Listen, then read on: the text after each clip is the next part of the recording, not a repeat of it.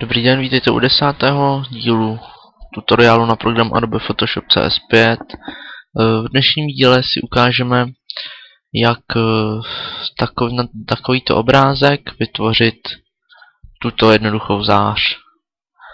Je to velice jednoduché, takže pomocí nástroje Pero, které je umístěné tady, vytvoříme takovouto zář, například toho samého tvaru, jak jsem vám ukazoval. Takže začneme tím, že si musíme vytvořit novou vrstvu. To je nejdůležitější část.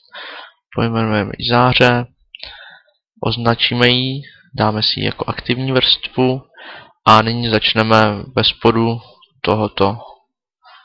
této skály. Co to je? Tak, necháme to například takhle.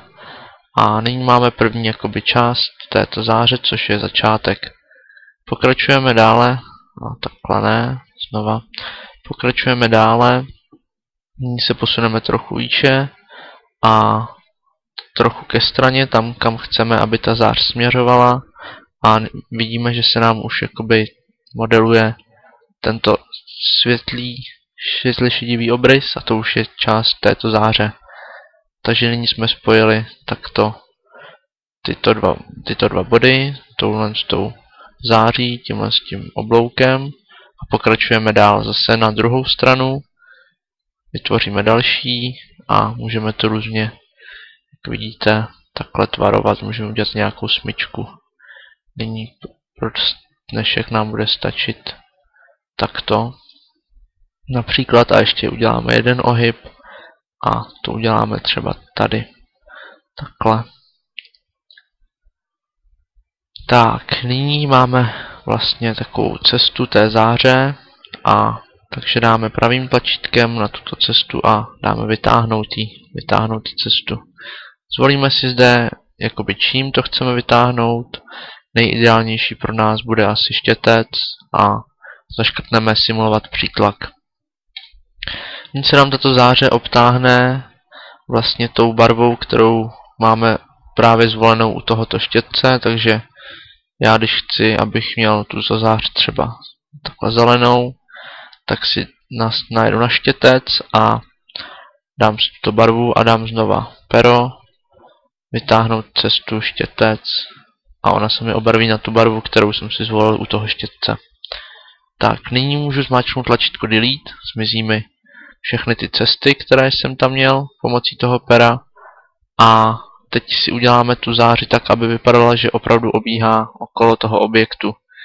Tím pádem odstraníme určitou část té záře. Takže si dáme nástroj guma. Velikost si dáme, takhle stačí, tvrdost na 0% a začneme odstraňovat například takhle. A pojedeme pomalu, aby to bylo realistické, tady to můžeme umáznout tak celé. A tady zase skončíme. Tak toto se mi moc nepovedlo, takže znova takhle. Můžeme si to i když tak přiblížit, aby jsme to měli přesnější. Takže já to udělám takhle asi. Zase sami si to můžete upravit podle sebe. Takhle, aby to vypadalo aspoň trochu realisticky. Nyní ještě tady udělám pár těch změn, protože je tady vidět ještě kus té barvy. Tak a vždycky smažíme vlastně ob jednu tu smyčku, takže tu to necháme a zase smázneme tady tu horní. To můžeme takhle udělat tímto způsobem. Tak, nyní máme tuto záři, máme ji na nové vrstvě, takže s ní můžeme takto hýbat. Ale takhle je asi nejlepší, sedí na tom přesně na míru. Nyní dvakrát kliknu na tuto vrstvu, zobrazí se mi styl této vrstvy a nyní můžu různě tuto vrstvu ještě dále upravovat. Takže když dáme třeba vnější záře, tak si upravíme ještě tuto zář, aby to vypadalo nějak zajímavě. Můžeme si dát větší rozsah. Takto, to už je asi zase moc, stačí nějakých 10, možná ještě míň. Takto velikost To můžeme klidně nechat takhle, zase aby to nebylo moc přeplácené. A další je, myslím, vytáhnout to asi, teď to se nám zrovna nelíbí, takže dáme třeba tuto bílou barvu. Krytí dáme na nějakých, nevím, 5%, 4, dáme 1. Toto se nám asi teda moc takto vytáhnutí nebudeme používat, můžeme dát jen OK. Tak nyní máme tuto záři, jednoduše vytvořenou pomocí nástroje Pero. A nyní použijeme klávesovou zkratku Ctrl, Shift a X, když máme aktivní tuto vrstvu. Je to vlastně zkapalnění této vrstvy, což znamená, že ji můžeme různě jakoby roztahovat nebo rozmáznout.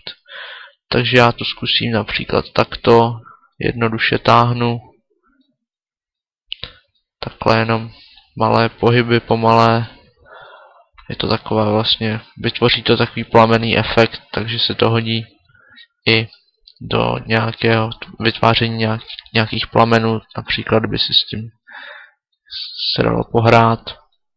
Já to jenom takhle přibližně upravím, dáme OK a vidíme, že se nám tady ta záře nějak takhle zdeformovala, skapalnila. Kdyby se nám toto nelíbilo, můžeme dát Ctrl Z a záře je zase takto pravidelná.